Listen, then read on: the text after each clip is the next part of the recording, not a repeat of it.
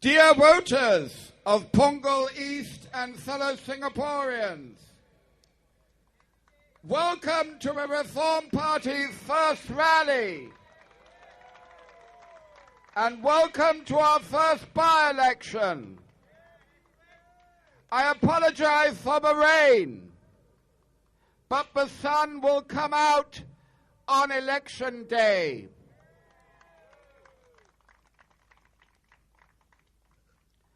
This is the Punggol No More Broken Promises rally.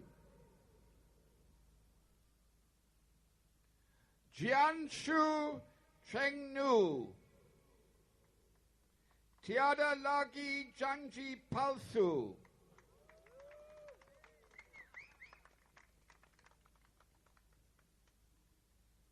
The PAP told you today that this election had been conducted with decorum.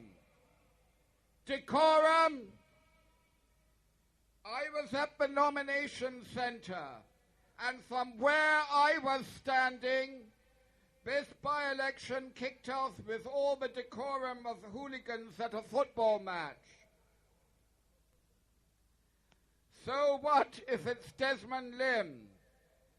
It is the right of every candidate in our society to have 1 minute for a speech.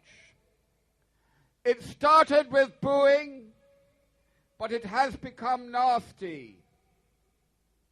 Yesterday it became deadly serious.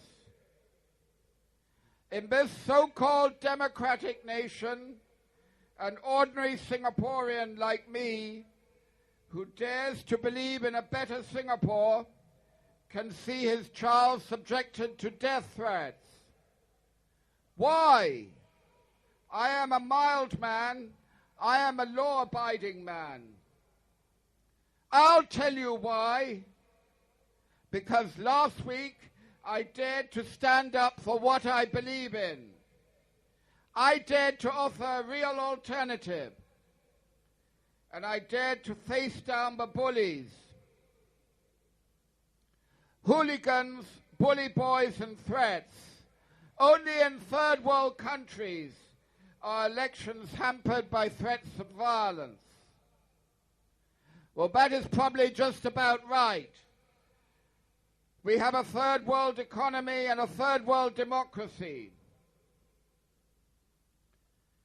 We call this rally the No More Broken Promises rally. You, the residents of Punggol, have been let down by the PAP as many times as your boundaries have changed.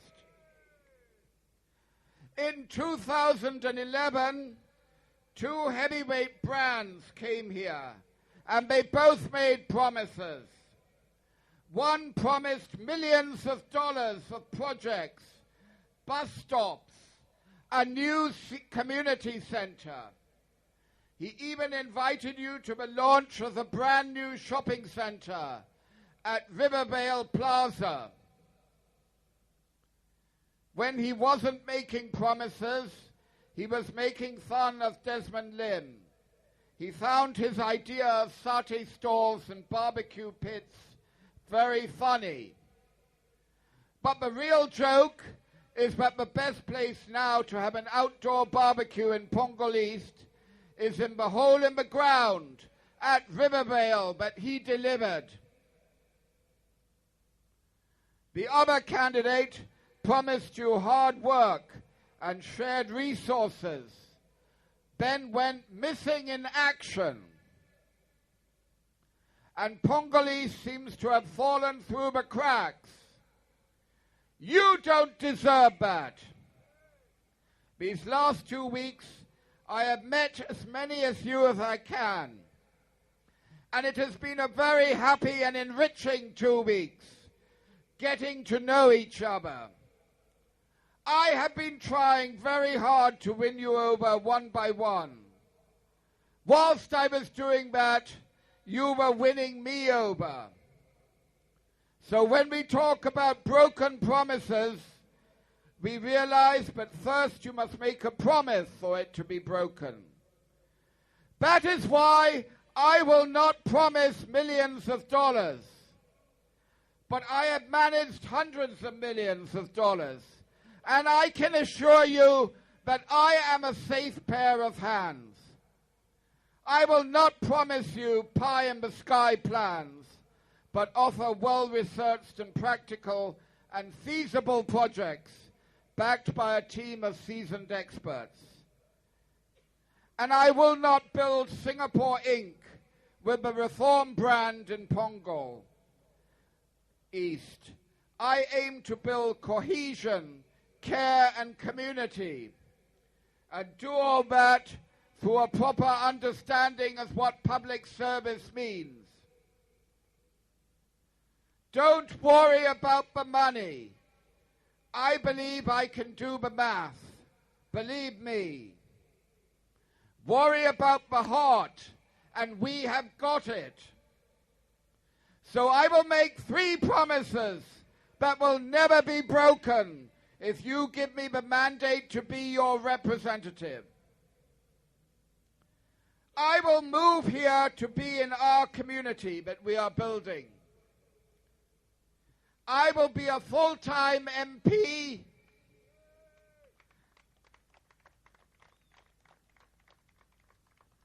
and I will donate a minimum of 10% of my salary to our community.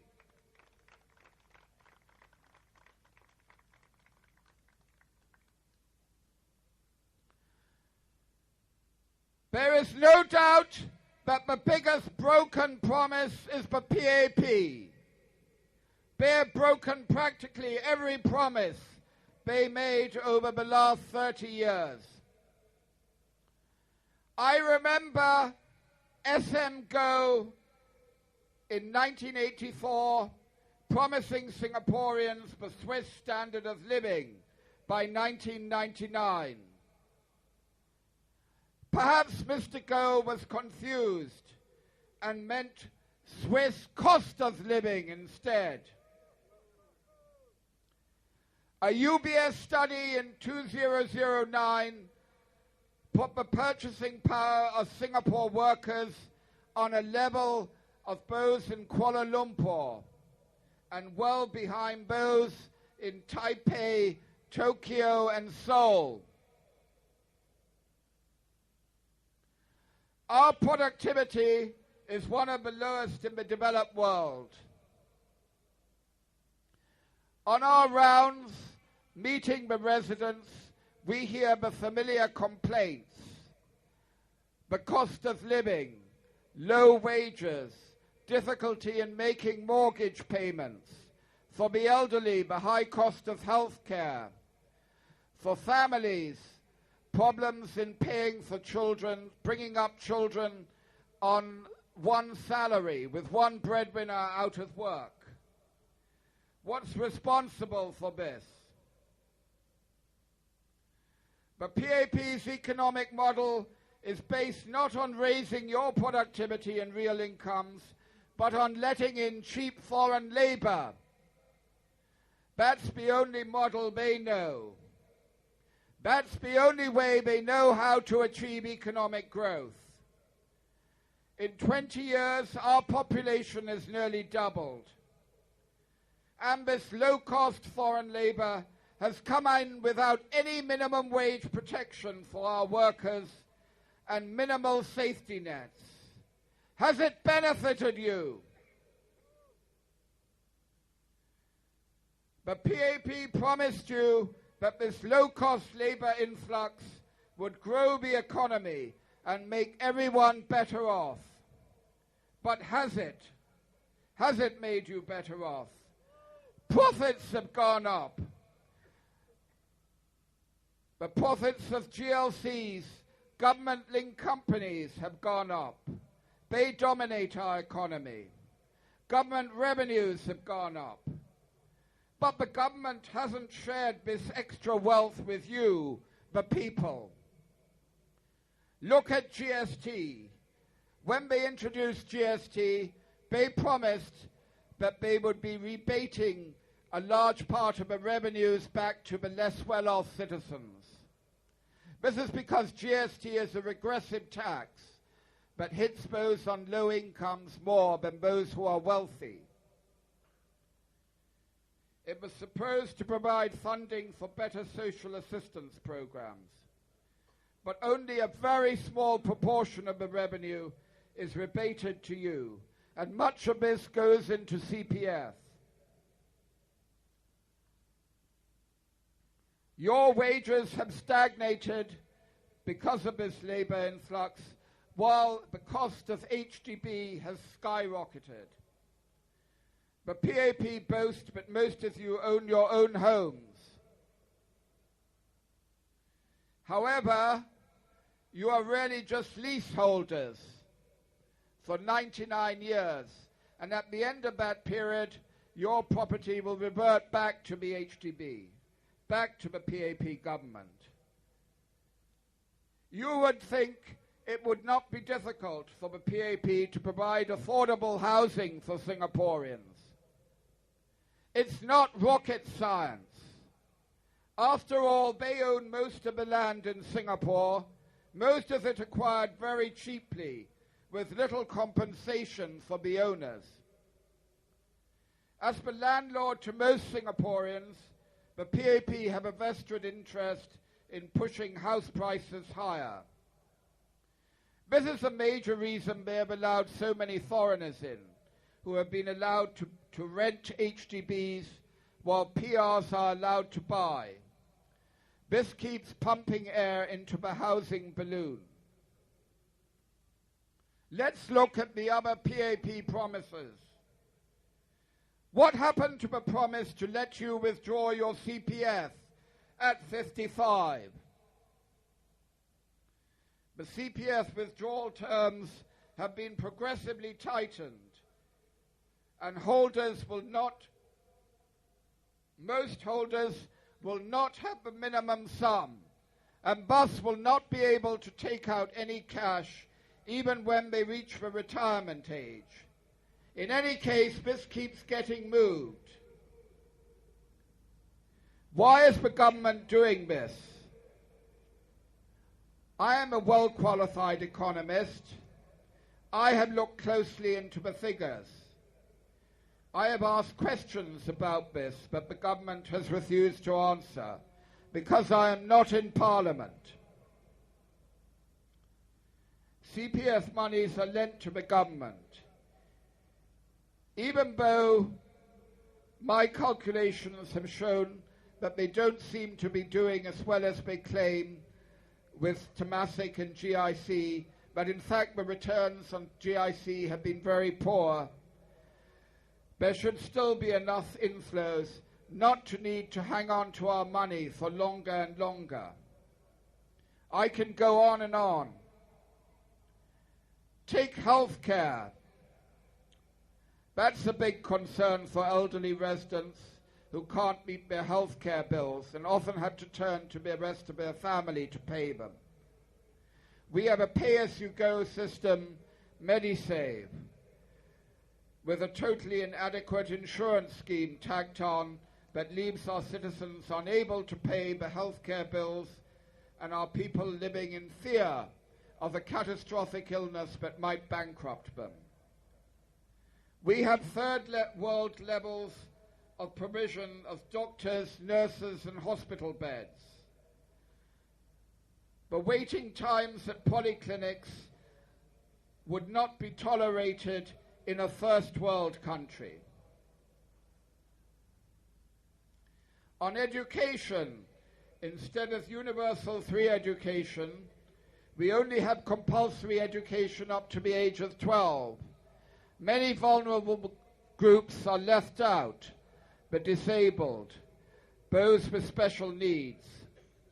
We may perform well on international tests of science and math by putting our kids through the hell of PSLE, but studies have shown, international studies have shown an inverse correlation between scores in these tests and things like entrepreneurship and productivity. These scores have gone up, these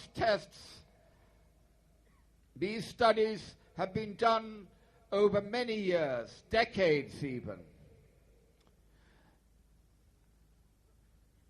Then national service. I remember when I was young, Dr. Goh Keng Swee promised that no one could escape NS, whether they were the sons of hawkers or millionaires. Yet today we have an increasing number of young foreigners acquiring citizenship without doing national service first.